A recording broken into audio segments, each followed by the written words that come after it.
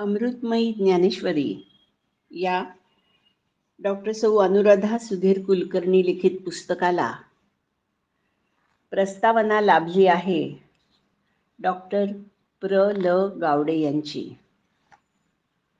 ती याप्रमाणे: ज्ञानेश्वरी हा ग्रंथ अमृताचा सागर आहे.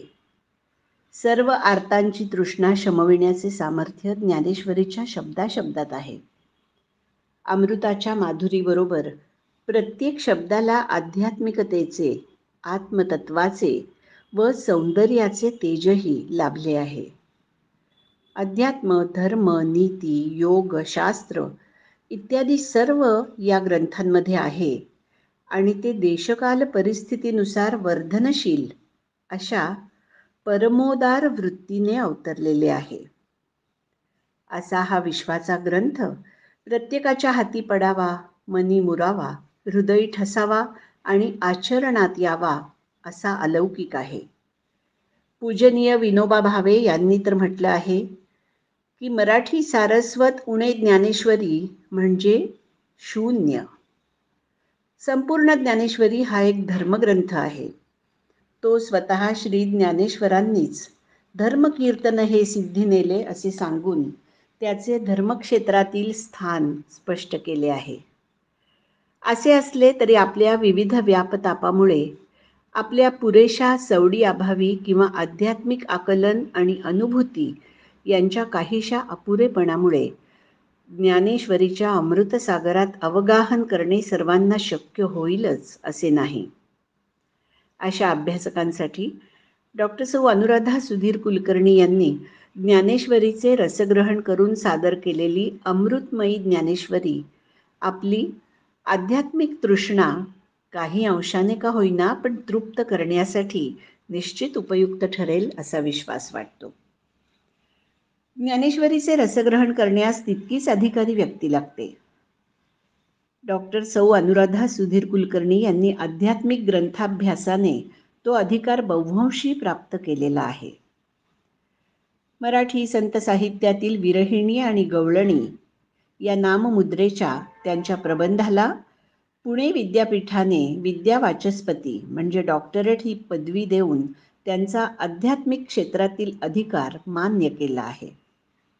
या ग्रंथाच्या अभ्यासाच्या निमित्ताने डॉक्टर कुलकर्णी यांनी केवळ मराठी संतांच्या साहित्याचा अभ्यास केला असे नव्हे, तर भारतातील इतर संतांच्या काव्याचाही तौलनिक अभ्यास केला आहे. त्यामुळेच त्यांच्या संत साहित्यविषयक अभ्यासाला व्यापक आयाम आणि सखोलपणा लाभला आहे. त्यांनी आपल्या अथक प्रयत्नांनी पारमार्थिक शब्दकोशही सिद्ध केला आहे. तसेच निवृत्तीनाथ, ज्ञानेश्वर, सोपानदेव, मुक्ताई आणि चांगदेव यांच्या अभंगांची सार्थ गाथाही लिहिली आहे. तसेच त्यांनी तुका सर्वांगे विठ्ठल या आपल्या पुस्तकात श्री तुकारामांच्या अभंग गाथेचा रसास्वाद मनोज्ञतेने सादर केला आहे. संत वाङ्मय विषयक आपले हे चिंतन केवळ स्वात्मानंदाकरिता आणि ग्रांथिक स्वरूपाचे न ठेवता त्या गेली अनेक वर्षे डोंबिवली परिसरात संत साहित्यावर प्रवचने करीत आहेत, लेखन करीत आहेत. त्यातही ज्ञानेश्वरी हा त्यांच्या विशेष आवडीचा विषय आहे. डॉक्टर सौ अनुराधा कुलकर्णी यांनी ज्ञानेश्वरीच्या रसग्रहणातूनच ज्ञानेश्वरीची पूजा बांधली आहे.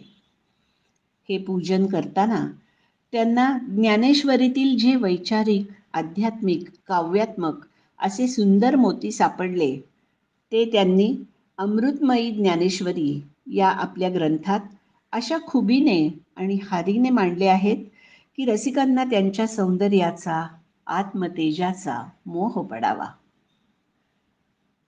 डॉक्टर अनुराधा कुलकर्णी यांनी आपल्या ग्रंथात हारीने मांडलेल्या या सर्व मोत्यांच्या तेजाची, सौंदर्याची झळाळी या प्रस्तावनेच्या मर्यादित लहानशा छोट्याशा पृष्ठलोलकातून दाखवता येणे शक्यच नाही. तथापि काही तेजककण मात्र टिपता येतील. वानगी दाखल सांगायचे तर ज्ञानेश्वरीच्या पहिल्या अध्यायात श्री ज्ञानेश्वरांनी गणेशाचे केलेले वर्णन आणि त्या ओंकार स्वरूप गणेशाच्या अ, उ, म या मात्रांच्या समवेत एका अर्धमात्रेवर डॉक्टर कुलकर्णी यांनी केलेले भाष्य जिज्ञासूंनी जरूर पाहावे.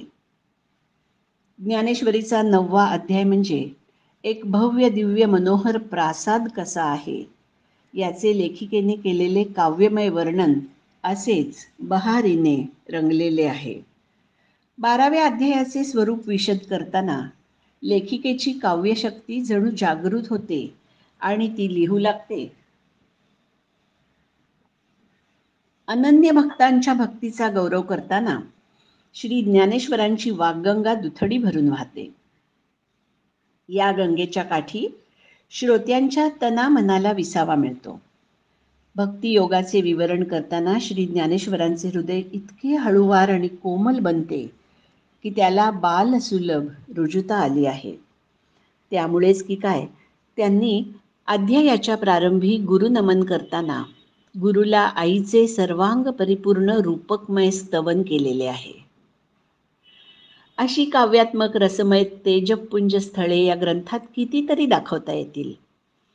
भक्तांनी ती चकोर तलगे मने मवाळ वेचावीत आणि आत्मिक आनंदात मशगूल होऊन जावे.